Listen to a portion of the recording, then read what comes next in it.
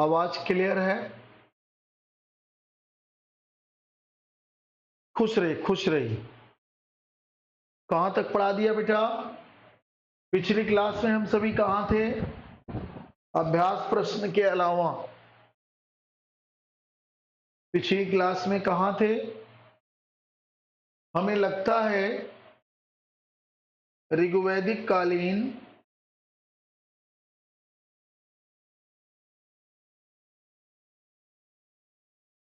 अच्छा बंद हो गई तो शुरू करवा लिया आनिया जी। चलिए अच्छी बात। तो अब हम सभी लोग समाज क्लियर कर लिए थे।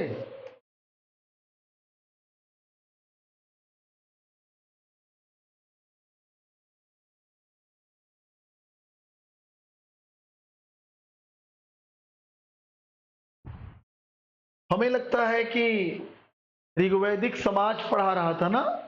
Good evening, good evening. चलिए, क्या पढ़ा रहा था बेटा? ऋग्वैदिक समाज पढ़ा रहा था। हाँ,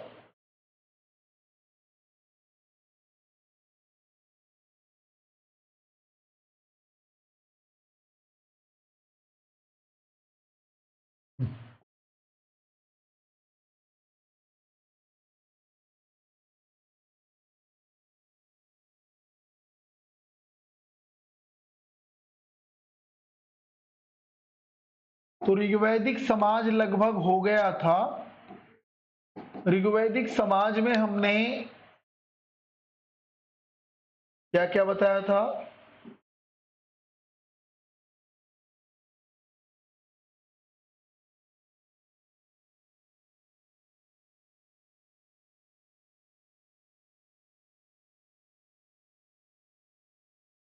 अंतर जातीय विवाह, ये पढ़ा दिया था। अंतर जातीय विवाह, नियोग प्रथा शायद नहीं पढ़ाया था। नियोग प्रथा, विधवा पुनर्विवाह, है ना, व दास प्रथा।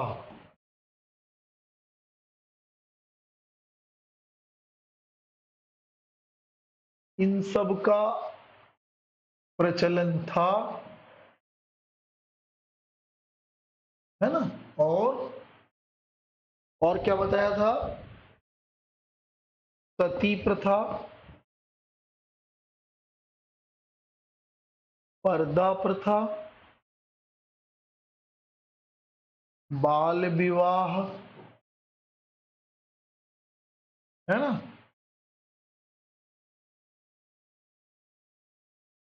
तलाक प्रथा का प्रचलन नहीं था। बस, है ना। जाति प्रथा भी नहीं थी, जाति कर्म आधारित, ये सारी चीजें नहीं थी और बाकी ये चीजें थी, है ना। बस बस बताता हूं, थोड़ा सा कुछ चीजें रह गया था जो मुझे लगा कि बता दिया जाए। ठीक है ना। नियोग प्रथा समझ रहे हो? इसमें एक शब्द उस दिन नहीं यूज किया था, आज यूज किया। नियोग प्रथा समझ रहे हो? निसंतान स्त्री अपने निकटतम, जो भी उपलब्ध हो, निकटतम रिश्तेदार। अब निकटतम जो भी नजदीक हो, देवर सबसे नजदीक माना जाता था, निकटतम रिश्तेदार से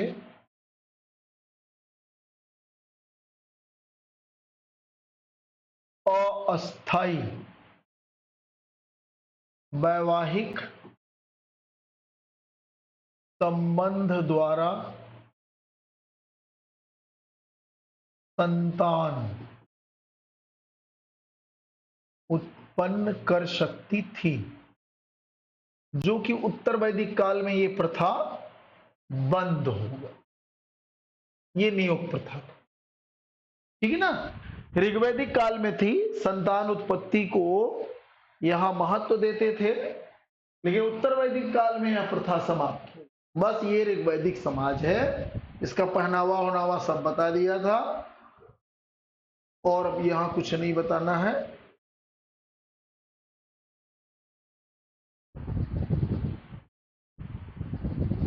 आइए ऋग्वैदिक आर्थिक जीवन, पहले धर्म ले लेते हैं।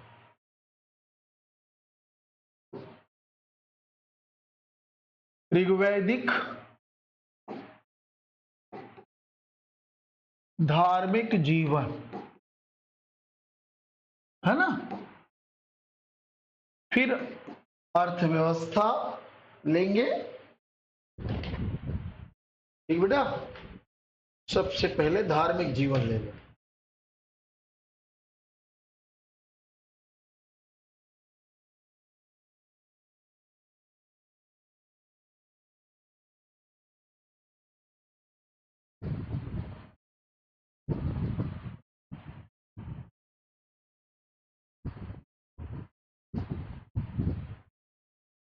और ये इसकी प्रमुख विशेषताएं क्या थी?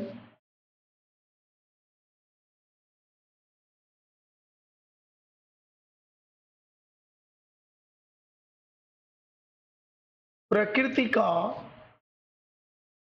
दैवीकरण,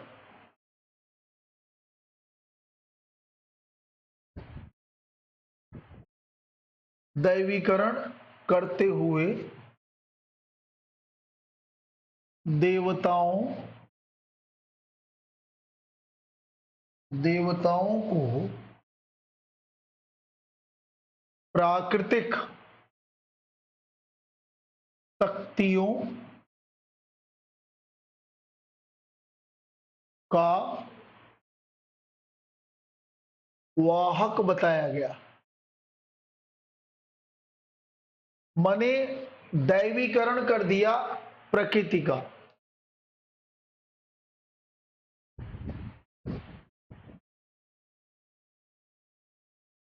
देवताओं का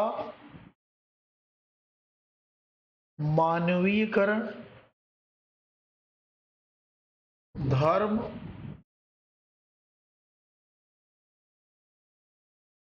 धर्म मुख्यतः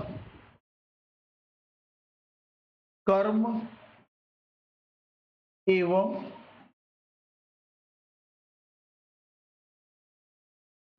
एवं नैतिकता से संबंधित था। कर्म ही धर्म है कहा जाता। बहुदेववादी प्रकृति थी,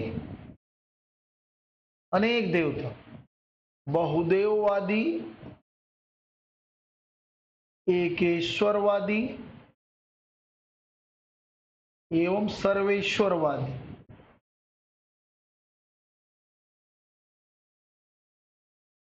पारलौकिक, पारलौकिक मतलब आध्यात्मिक, आध्यात्मिक की अपेक्षा इहलौकिक माने भौतिकवादी थे।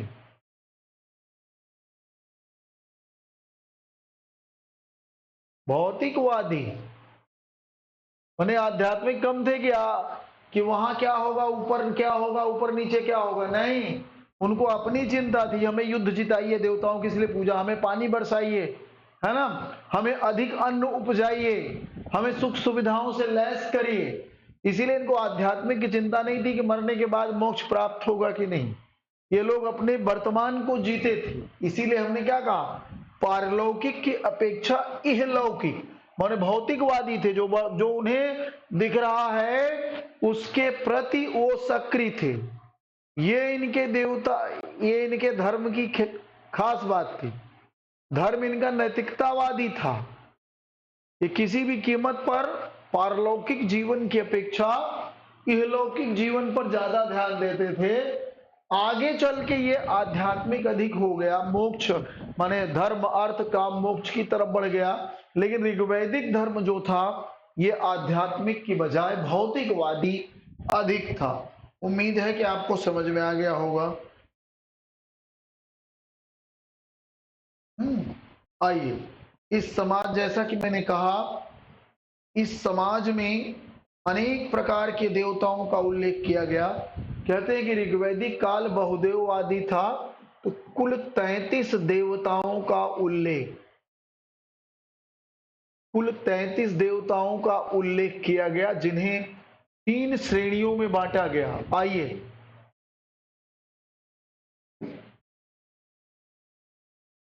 33 देवताओं का श्रेणीकरण, माने इन्हें 3 श्रेणियों में बांटा गया।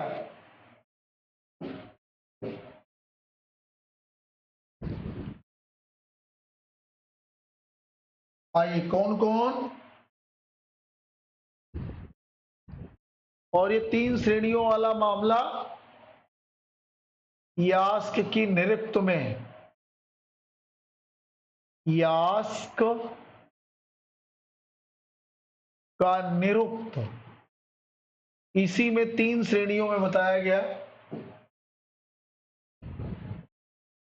पृथ्वी के देवता एक श्रेणी, दूसरा अंतरिक्ष के देवता,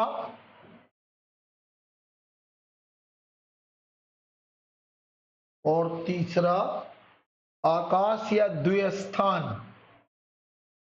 द्विस्थान या आकाश के देवता। आइए, कौन कौन इसमें मुख्य रूप से सम्मिलित थे? पृथ्वी के देवता में अग्नि, सोम, वनस्पति,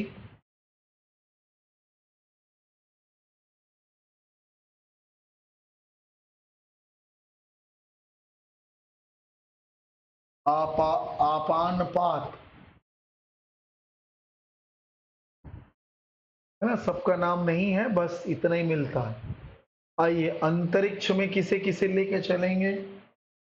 रुद्र, इंद्र, प्रजापति,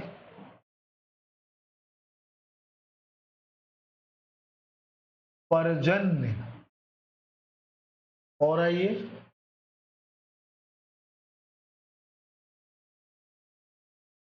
इन्हें, आइए द्वस्थान में द्यौस,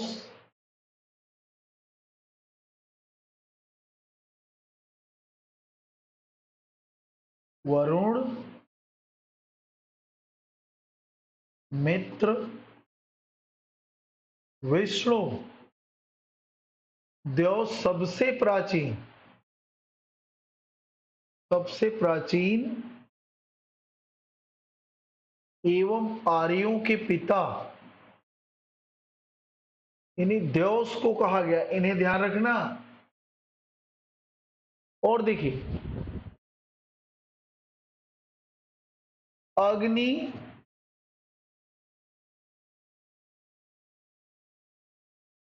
पृथ्वी एवं अन्य देवताओं के मध्यस्थ,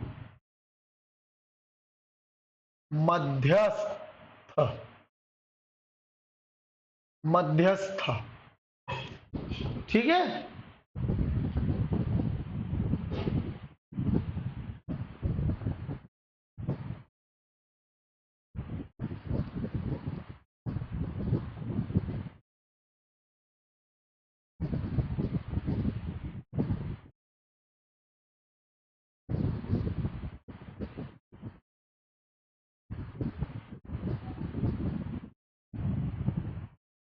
इनका प्रतीक वृषभ था,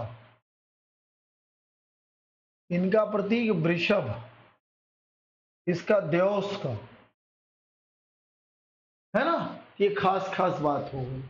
अब आइए, इंद्र का सर्वोच्च स्थान था,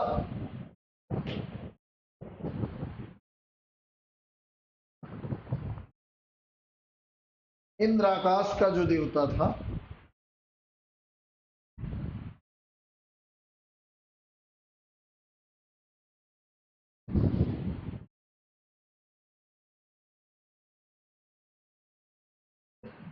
इंद्र सर्वश्रेष्ठ, इसके सम्मान में 250 सूक्त हैं, 250 सूक्त। फिर दूसरे नंबर का देवता था वरुण, 200 सूक्त। और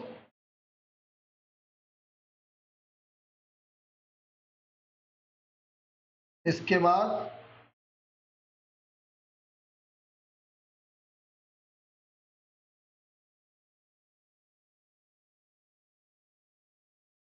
अग्नि, है ना।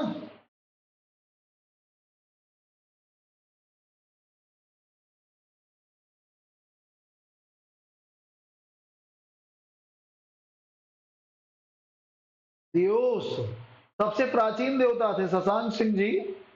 दियोस सबसे प्राचीन देवता थे, आर्यों के पिता कहे जाते, ठीक है।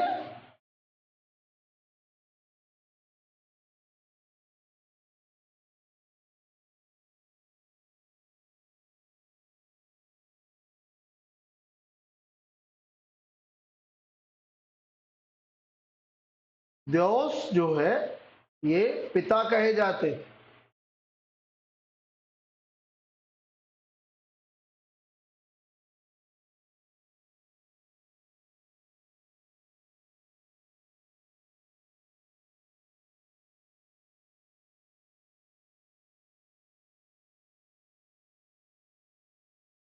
चलिए और बताइए, क्लियर हुआ शशांक जी?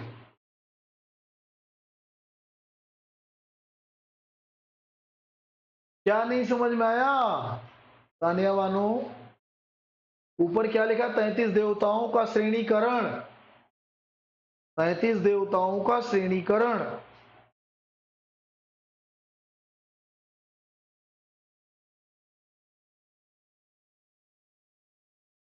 अग्नि दूसरा था, वरुण तीसरा। यार एक मिनट, वरुण को तीसरा स्थान है,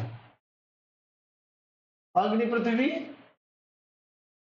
अच्छा, ये अग्नि पृथ्वी एवं अन्य देवताओं के मध्य मध्यस्थ था, माने अग्नि पृथ्वी वालों और अंतरिक्ष आकाश के देवताओं के बीच मीडिएटरशिप करता था, क्योंकि इसी के द्वारा यज्ञ होता था, इसी के द्वारा।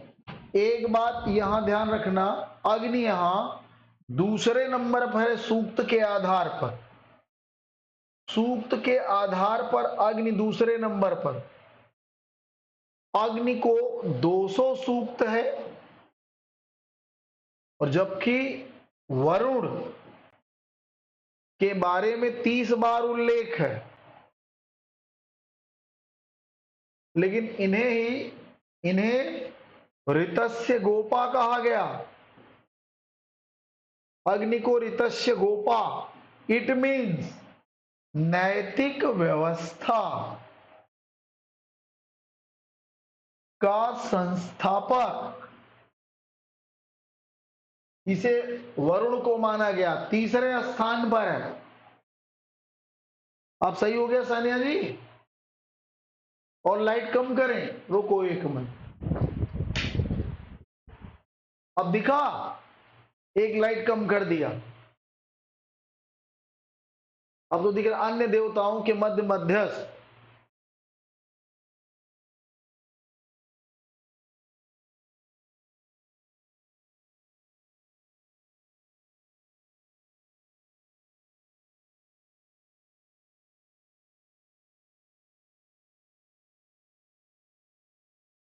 बस भाई, सूर्य को भी देव का पुत्र कहा गया। समझ में आया शशांक जी? चलें आगे बढ़े। अब इसमें यार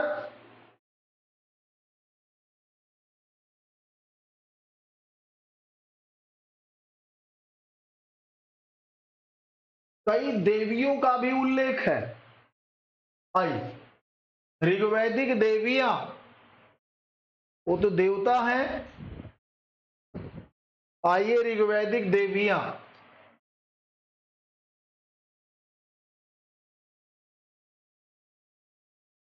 देवियों का भी उल्लेख, ऋग्वैदिक काल में कई देवियों का भी उल्लेख मिलता है। जैसे अरण्यानी, अरण्यानी जंगल की देवी, सबसे पहले इन्हीं का उल्लेख है। जंगल की देवी है ना। अदिति, अदिति ये देवताओं की मां कही गई। देवताओं की मां या देवताओं की माता किस देवी को कहा गया? अदिति को। एवं बीमारी व अनिष्ट से रक्षा करने वाली अदिति देवी। ठीक है। दिसणा, दिसणा भी देवी थी, वनस्पतियों की देवी।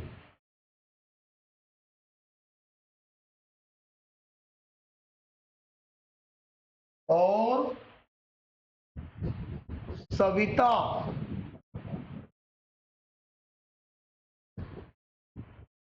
देवताओं की आंख,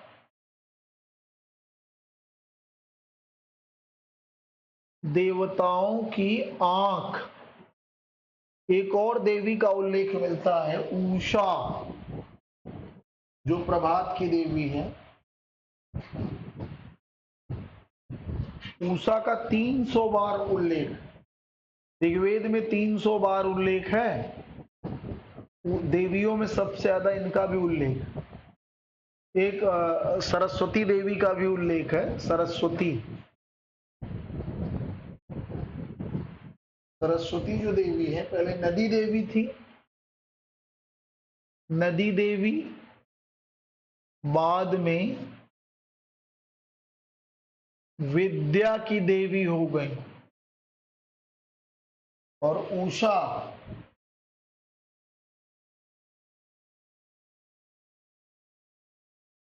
सूर्योदय को प्रारंभ कराने वाली। वही देवी देवता दोनों साथ साथ रहे और पूरी तरीके इनका कहानी दिया गया।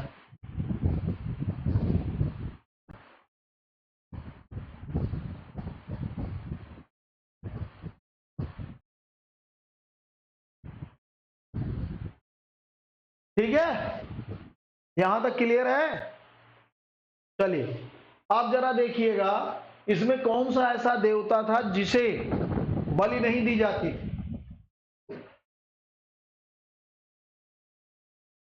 नोट, रुद्रदेव, उग्रता के देवता थे, इन्हें बलि नहीं दी जाती, इन्हें बलि नहीं दी जाती, नहीं दी जाती थी। और जरा विष्णु जी को भी देख लें, हालांकि ऋग्वैदिक काल में इनका बहुत उल्लेख नहीं है, ये आगे चल के प्रमुख देवता बनते हैं। त्रिविक्रम कहा गया, त्रिविक्रम, त्रिविक्रम, उरुगाय कहे गए। इन्हीं के बारे में कहा गया है, 3 पग में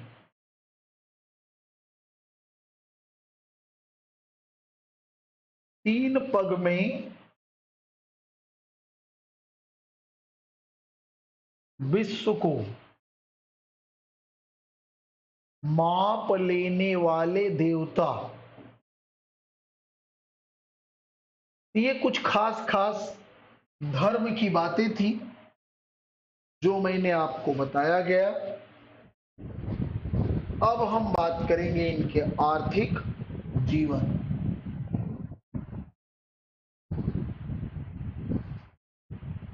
आर्थिक जीवन, ठीक है। अब हम ये ध्यान दीजिए, सारी देवी देवता आ गए। अब मैं आपसे यही शेयर करूंगा, आर्थिक जीवन, ऋग्वैदिक आर्थिक जीवन। तो देखिए, मुख्य रूप से ऋग्वैदिक आर्थिक जीवन के 2 भाग हैं।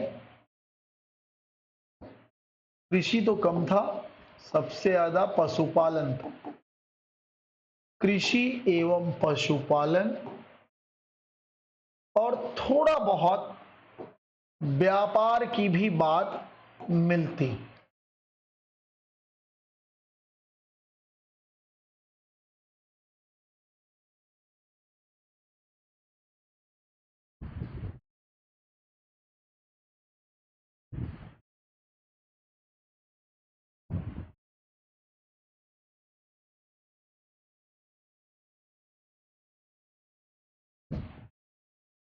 ऋग्वेद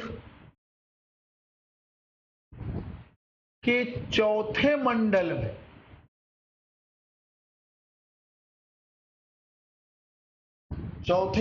में कृषि से संबंधित सिर्फ 24 मंत्र है। माने इसका महत्व थोड़ा कम। ये इस बात का प्रतीक है, महत्व कम था। जबकि पशुपालन का सर्वाधिक महत्व था। सबसे प्रमुख पशु क्या था? घोड़ा।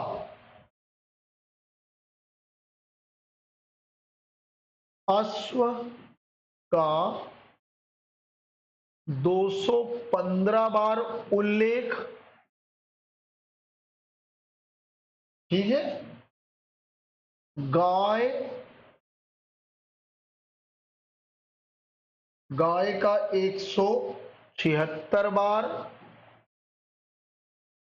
और वृषभ माने बैल, वृषभ का 170 बार उल्लेख।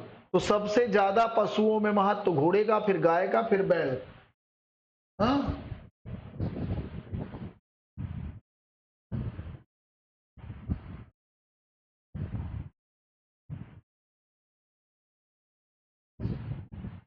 आइए।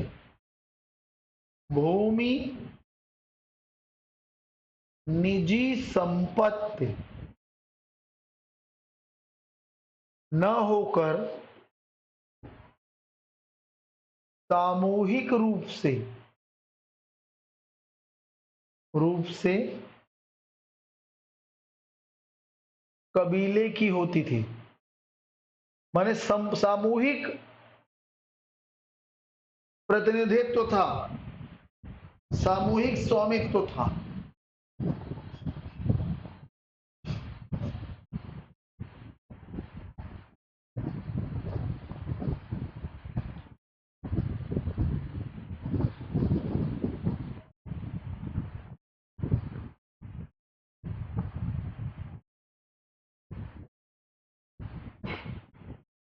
देखो, अब बात अगर मैं व्यापार की करूं, व्यापार क्या था?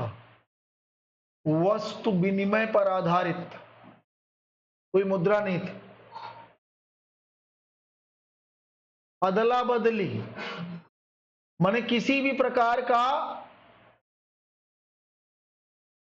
मुद्रा व्यवस्था का अभाव, मुद्रा व्यवस्था का अभाव था। है ना, वस्तु विनिमय पर आधारित थी। और सुनिए, पाणी, और दो शब्द मिलते हैं, वेकनाड। पणि और वेकनाड का उल्लेख,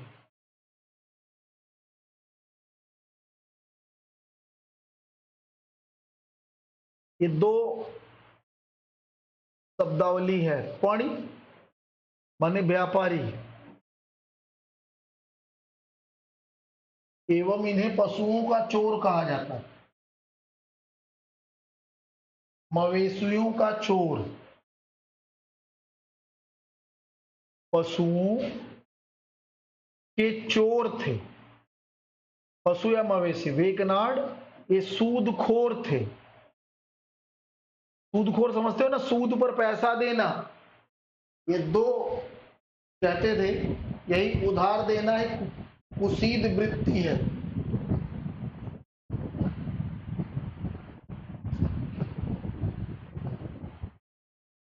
उर्दर, उर्दर अनाज मापने का यंत्र था, है ना, अनाज मापा जाता।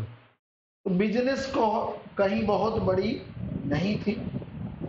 कहते हैं कि लोहे से परिचित नहीं थे, तांबा और कांसा का प्रयोग होता था।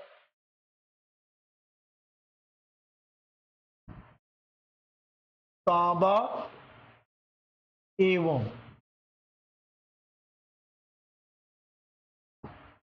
कांसा का प्रयोग लोहे से अपरिचित।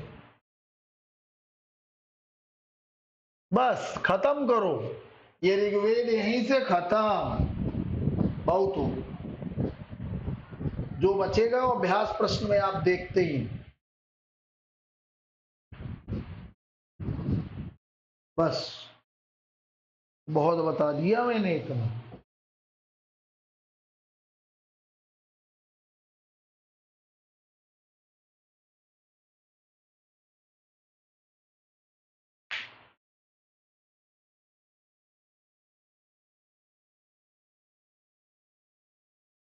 चलिए, जिसे कहीं दिक्कत हो बताइए।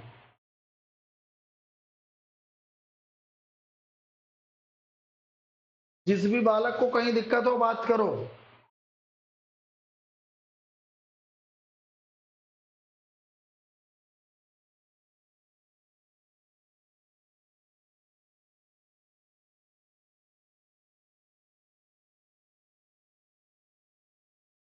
कमेंट्स, सारे लोग जल्दी से। अब हम उत्तर वैदिक काल में प्रवेश करेंगे।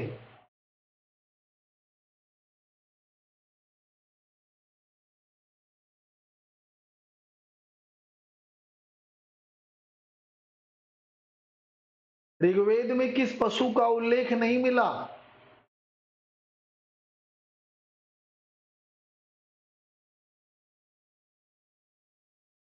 तो हाथी और गैंडे का उल्लेख नहीं मिला था।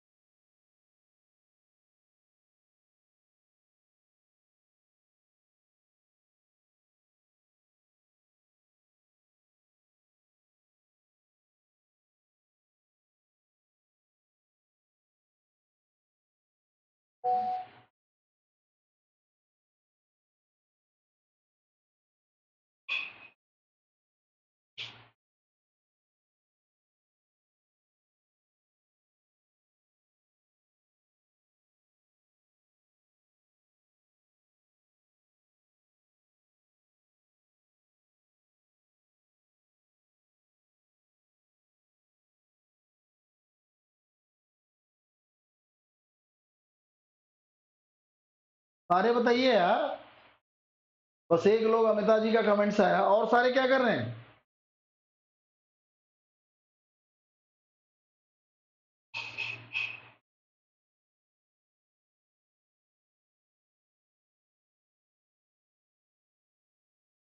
जिससे कोई समस्या हो तुरंत बात करिए फटाफट। ठीक है, यहां कुल मिलाकर ऋग्वेद यहां से क्लियर हो गया। अब इससे बाहर कुछ नहीं आएगा। 50 क्वेश्चन इसका हमने करा भी दिया है, और इस 50 क्वेश्चन के बाद 50 और हैं। तो अब हमारी आज की जो व्यवस्था है, अब हम चलेंगे वैदिक काल या उत्तर वैदिक काल। अभी आपने पूर्व वैदिक या ऋग्वैदिक पढ़ा, अब आपका जो समय शुरू होगा वैदिक या उत्तर वैदिक काल।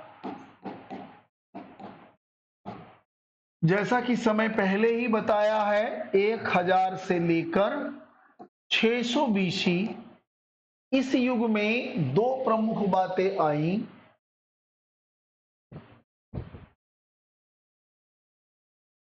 भूमि का महत्व, स्थापित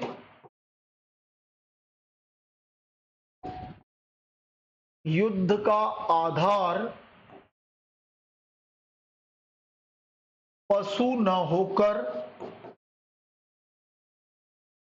भूक्षेत्र हो जाने से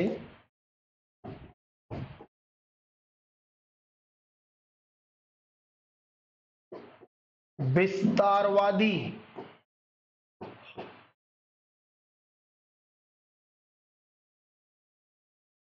नीति प्रारंभ। माने पशु से ज्यादा भूमि का महत्व हो गया। दूसरी चीज, लोहे के प्रयोग से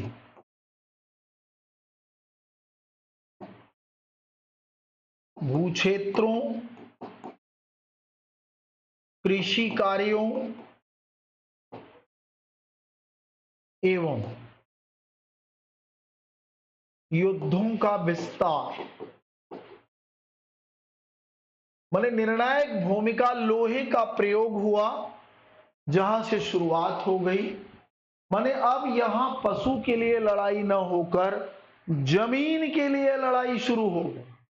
भूक्षेत्र विस्तार, साम्राज्य विस्तार की प्रवृत्ति शुरू हो गई। राजनीतिक विस्तार के कारण यहां जनपद और राष्ट्र जैसे शब्दों की प्रक्रिया यहां शुरू हो गई। अब यहां मात्र ये नहीं रह गया कि बस जनपद। आइए,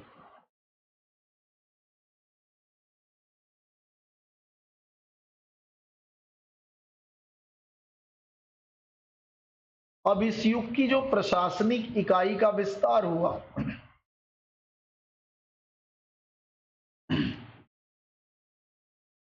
का विस्तार देखिए, जहां ऋग्वैदिक काल में कुल के बाद ग्राम, ग्राम के बाद विष, और विष के बाद जन था, यहां इसके बाद अब जनपद हो गया। और इसी जनपद को पहली बार राष्ट्र शब्द से संबोधित किया गया। तो जन, जन और जन मिलके, माने जनों का जनों पर विस्तार हो गया। जन और जन मिलके जनपद हो गए। कई जनपदों का उल्लेख मिलता है, जिसमें कुरु और पांचाल, कुरु और पांचाल प्रमुख जनपद।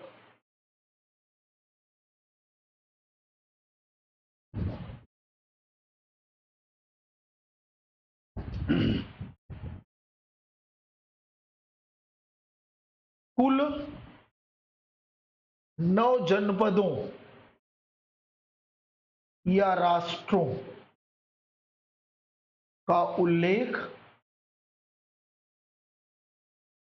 है ना, लेकिन इनमें 2 सर्वश्रेष्ठ थे। जो निम्नलिखित है, सारे तो नहीं बताता, है प्राप्त, खास खास हैं। इनमें दो प्रमुख हैं, एक कुरु है और एक पांचाल है। कुरु और पांचाल। तो प्रमुख जनपद या राष्ट्र में सर्वप्रमुख मामला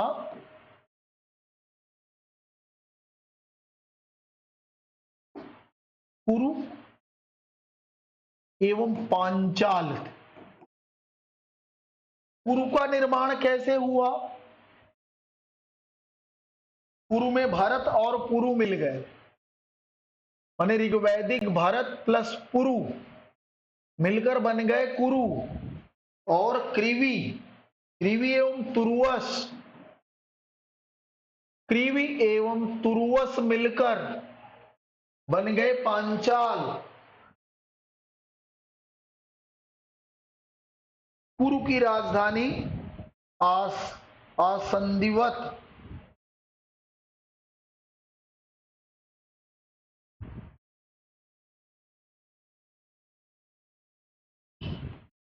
प्रारंभिक राजधानी।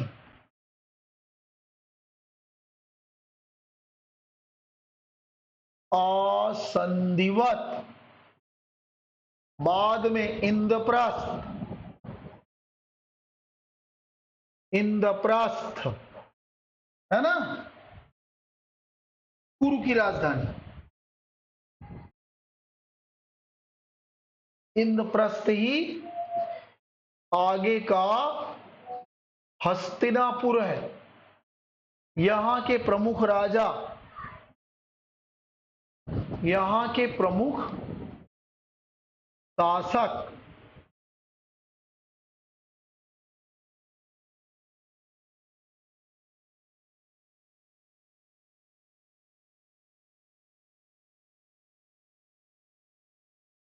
परीक्षित,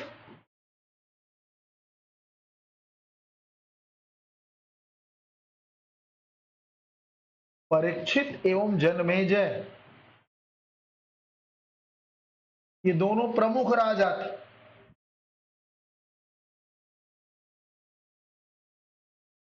परीक्षित को मृत्युलोक का देवता कहा,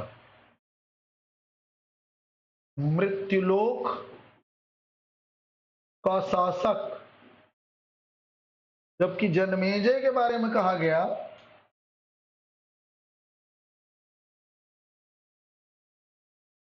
तक्षशिला में, तक्षशिला में सर्प यज्ञ कराया था, सर्प यज्ञ करता।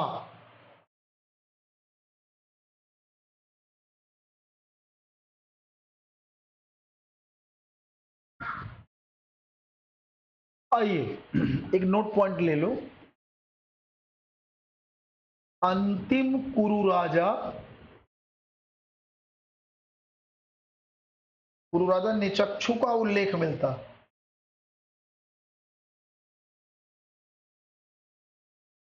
निचक्षु, निचक्षु कौशांबी का राजा था। ये कौशांबी एक यार दिल्ली के पास हरियाणा में भी पड़ता। हम लोग प्रयागराज वाले के बगल में समझते थे, लेकिन यहां पर भी एक कौशांबी। कुरु जनपद को छांदोग्य उपनिषद में इसके बारे में क्या कहा गया? छांदोग्य उपनिषद के अनुसार इस राज्य में, इस राज्य में कभी ओले एवं अकाल नहीं पड़ा, तभी तो यहां विकास हुआ है ना। अब पांचाल की बात कर लें,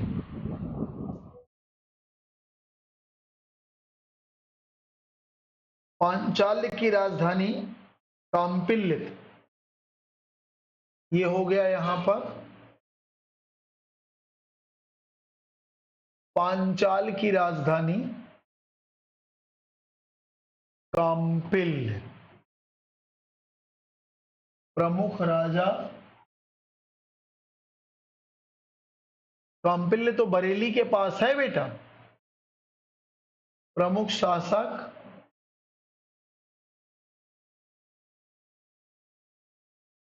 प्रवाहन जयवल,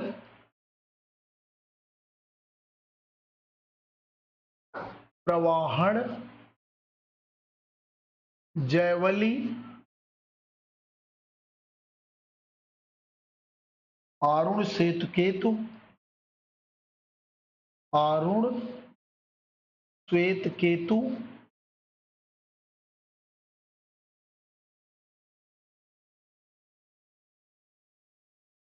श्रोण नहीं सोण, सोण शास्त्रात्राह, सात्रासाह आदि लगा लो।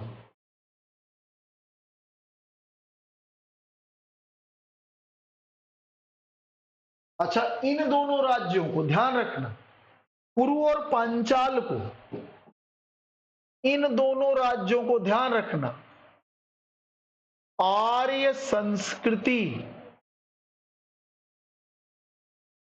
की धुरी कहा गया, आर्य संस्कृति की धुरी, और दूसरा चीज सर्वश्रेष्ठ प्रतिनिधि भी कहा गया। इन्हीं दोनों को वैदिक सभ्यता का सर्वश्रेष्ठ प्रतिनिधि,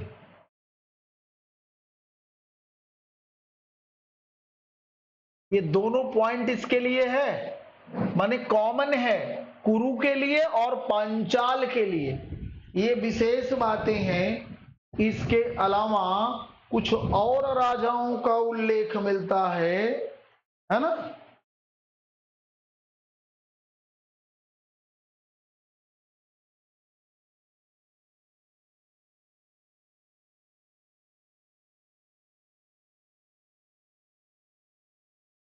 जैसे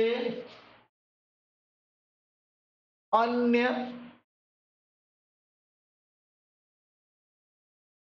अन्य शासक, अब इसमें नाम 2-3 और लिख दे रहा हूं, बस मैच द फॉलोइंग आ सकता है। जैसे विदेह के राजा जनक, काशी के अजातशत्रु,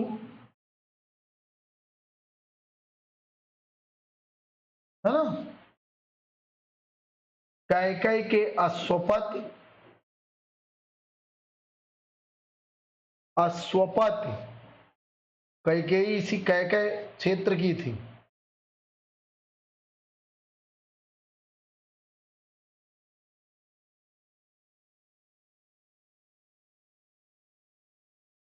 ये खास खास हो गए और तो कोई बचा नहीं बस।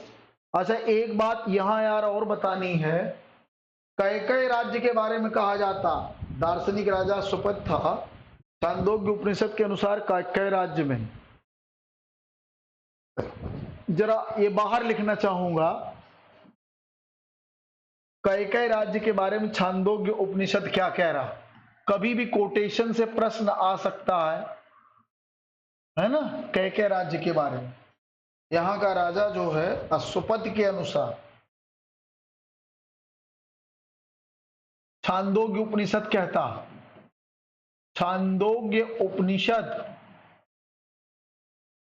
के अनुसार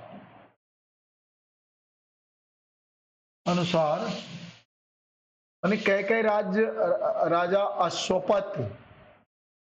अश्वपति क्या कह रहा है, मेरे राज्य में, ये स्टेटमेंट कहीं हमने एग्जाम में देखा था इसीलिए मैं लिख रहा हूं, मेरे राज्य में न चोर, है ना,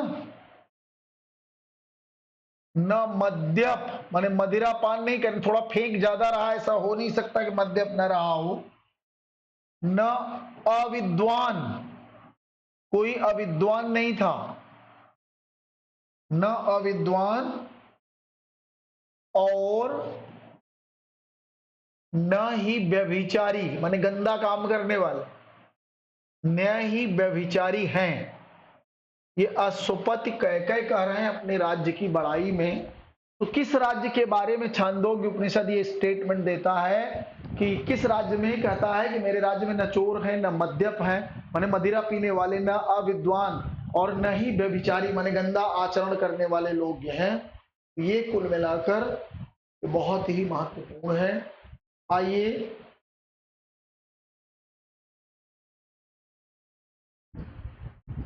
अब खास बात यह है कि राजतंत्र का प्रारंभ हो गया। अब अगर हम इनकी कल्चर की बात करेंगे तो कल्चर में राजतंत्र का प्रारंभ हो जाता है। इसकी शुरुआत हम बताएंगे, वंशानुगत राजा का उल्लेख मिलता है, राजनीतिक स्थिति का विस्तार होता है। ये सामान्य बातें हमने आज काफी आपको बता दी। उम्मीद है कि आज की क्लास से आप काफी विस्तार से जानकारी लिए होंगे। जिन्हें अब भी कोई संशय है तो एक बार रिवीजन मार देता हूं मैं। आइए, जो मान लीजिए बाद में जुड़े हों, ऋग्वैदिक समाज में कुछ रह गया था, अंतरजातीय नियोग प्रथा, विधवा विवाह, दास प्रथा, ये सब चीजें यहाँ प्रचलित थी। और नियोग प्रथा के बारे में बताया कि निसंतान स्त्री, क्योंकि संतान उत्पत्ति प्रमुख कार्य माना जाता था जनसंख्या के लिए, है ना। तो अपने निकटतम रिश्तेदार से अस्थायी वैवाहिक संबंध द्वारा संतान उत्पन्न कर सकती थी, ये मान्यता। बाकी सती प्रथा, पर्दा प्रथा, बाल विवाह, तलाक प्रथा, ये सब के बारे में कोई जानकारी स्पष्ट नहीं, माने उसी में जात प्रथा भी आती है, ज्यादा खास नहीं। ऋग्वैदिक धार्मिक जीवन में क्या था कि लोग प्रकृति का दैवीकरण करते हुए प्राकृतिक हर देवता से प्रकृति की एक शक्ति को जोड़ दिया, देवता को इंसान बना दिया। मनुष्य धर्म मुख्यतः कर्म और नैतिकता पर आधारित था। कुल 33 देवताओं का माने अनेक देवता, बहुदेववादी। अंततः ऋग्वैदिक काल के अंतिम चरण में एक ईश्वरवादी अवधारणा आती है कि ब्रह्म पुरुष के मुख से ब्राह्मण भुजाओं चलित, ये सब एक ईश्वरवाद भी आया। तो पारलौकिक माने आध्यात्मिक जीवन माने आगे के जीवन में क्या होगा मरने के बाद, उसकी टेंशन इन्हें नहीं थी। इन्हें अपने जीवन की भौतिकवादी ये ज्यादा थे, है ना। तो 33 देवता कहाँ कहाँ थे? पृथ्वी, अंतरिक्ष, द्व्यस्थान। तो इसमें सबसे पुराना देवता और आर्यों के पिता द्यौस कहे जाते थे, जो आकाश के देवता। इसके अलावा वरुण, मित्र, विष्णु, है ना, ये सब थे। अंतरिक्ष में रुद्र, इंद्र, प्रजापति, पर्जन्य। और इसमें पृथ्वी के देवता अग्नि, सोम, वनस्पति, आपानपात। अग्नि को तो तीनों में देव मध्यस्थ माना जाता है। इंद्र सर्वश्रेष्ठ थे, फिर अग्नि आता है, फिर वरुण देव का उल्लेख होता है। वरुण देव की ड्यूटी बहुत थी, नैतिक व्यवस्था के ये संस्थापक माने जाते हैं। आइए, देवियां भी काफी थी, अरण्यानी, अदिति, सरस्वती, धिषणा, सविता, उषा, इन सब बड़ी महत्वपूर्ण है। अब रुद्र देवता, जिसे आगे चल के दमदार देवता हो गए शिव जी, उग्रता के थे, इन्हें बलि नहीं दी जाती। ये खास बात आपको ध्यान रखनी है, किस देवता को बलि नहीं चढ़ाई जाती, है ना। विष्णु जी को त्रिविक्रम कहा गया क्योंकि 3 पद में इन्होंने पूरी पृथ्वी को माप लिया था।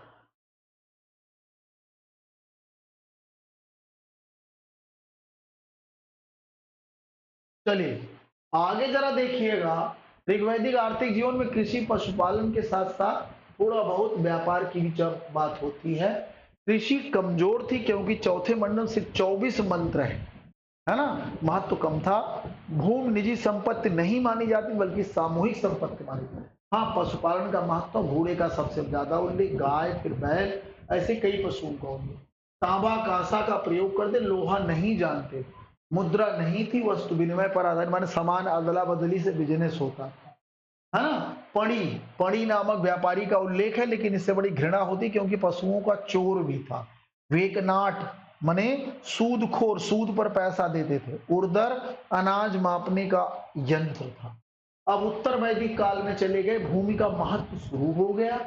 युद्ध का आधार पशु नहीं जमीन हो गई तो लड़ाई तेज हो गई, है ना। विस्तारवादी नीति के हम आज ज्यादा से ज्यादा इलाका स्थापित कर लें। और इसी की एक बात और होती है, इस कारण से नियमित कर व्यवस्था भी शुरू हो गई। नियमित कर व्यवस्था प्रारंभ, क्योंकि अब जब भूक्षेत्र का विस्तार हुआ तो टैक्सेशन रेगुलर हो गया, कृषि का महत्व बढ़ गया। देखिए प्रशासनिक इकाई में कुल ग्राम, विश्व, जन के बाद जनपद या राष्ट्र आ गया, जन और जन मिलकर कुल 9 जनपदों का उल्लेख मिलता है। बाकी लोहे के प्रयोग से भूक्षेत्र का विस्तार हुआ, कृषि कार्यों का विस्तार हुआ और युद्धों का विस्तार हुआ। ठीक है भाई, आगे देखिए। प्रमुख जनपद में कुरु और पांचाल खास थे। इन्हीं दोनों को आर्य संस्कृति की धुरी और वैदिक सभ्यता का सर्वश्रेष्ठ प्रतिनिधि कहा गया। कुरु और पांचाले बने किससे? ऋग्वैदिक भरत और पुरु मिलके कुरु बन गए और कृवि और तुर्वस मिलके पांचाल। तो कुरु की प्रारंभिक राजधानी आसंदिवत, बाद में इंद्रप्रस्थ और लास्ट में कौशांबी थी। ये कौशांबी अब दिल्ली के पास वाली है या प्रयागराज के पास वाली है, इस पर अभी संदेह है। यहाँ के प्रमुख राजा परीक्षित को मृत्यु लोक का शासक कहा गया। जन्मेजय तक्षशिला में सर्प यज्ञ किया था। अंतिम कुरु राजा निचक्षु था। अब पांचाल की राजधानी काम्पिल आज का बरेली के आसपास का क्षेत्र है। यहाँ के प्रमुख राजा प्रवाहन जयवल, आरूढ़ श्वेतकेतु, सोण सात्राशाह थे। इसके अलावा विदेह जनपद था जिसके जनक थे काशी अजातशत्रु, कैकेय के अश्वपत। अश्वपत जो कैकेय के राज्य के बारे में अश्वपत शासक छांदोग्य उपनिषद के माध्यम से कहता है, मेरे राज्य में न चोर, न मद्यप, न अविद्वान और न ही व्यभिचारी। ये इतनी चीजें मैंने आज आपको क्लियर बताया। अब किस बच्चे को क्या, किस बात का सॉरी छाया जी, क्या प्रॉब्लम है?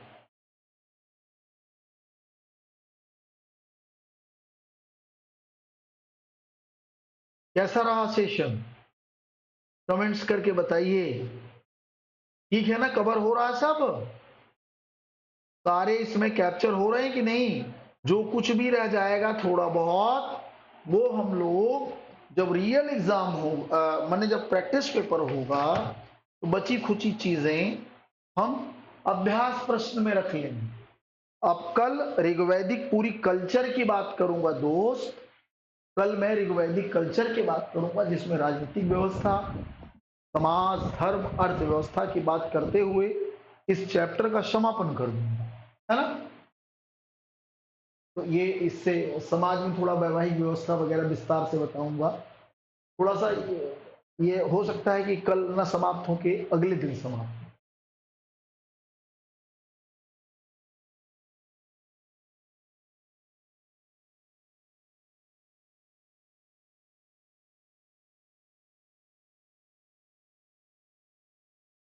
अच्छा, सक्षम कौन है?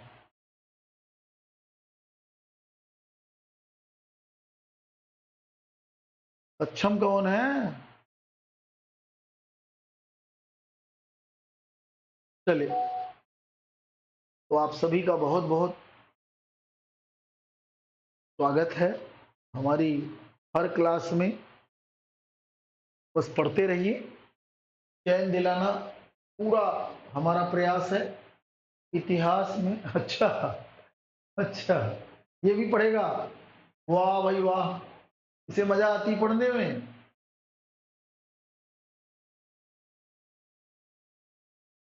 अच्छा 12 साल का? अरे अभी तो एसएसटी पढ़ता होगा ये। 12 साल का मतलब अभी ये 6 में होगा, अभी तो 6 में होगा ये। चीजें से समझ में आने लगी। बहुत बढ़िया, पढ़ने दीजिए। 7 में है, जी जी।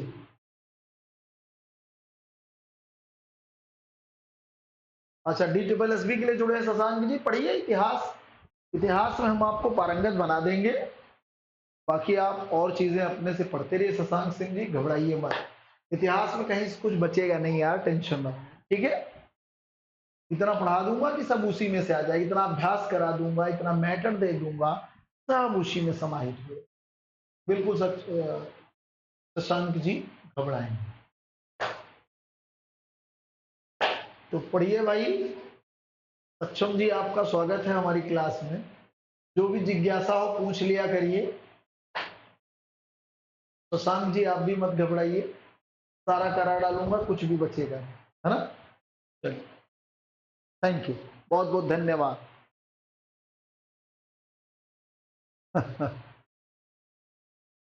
ठीक है, पढ़ाइए पढ़ाइए, कोई दिक्कत। Good night, good night.